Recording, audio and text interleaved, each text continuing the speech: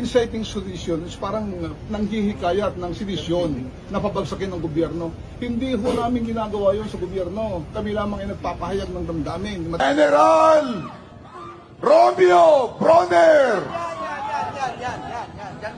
Chief of Staff, Armed Forces of the Philippines, at sa lahat ng mga kasundaluhan, General Milencio Nartates Jr., Chief Philippine National Police, at sa lahat ng kapulisan, malinaw na malinaw, nagtatangis ang langit.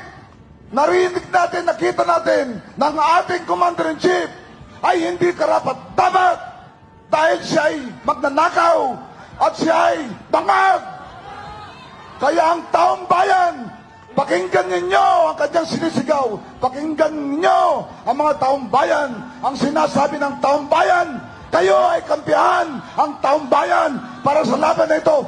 Mag-resign, umalis na ang ating presidente, mag-withdraw ng support ang Armed Forces of the Philippines at National Police sa ating isang Commander-in-Chief na bangag at magnanakaw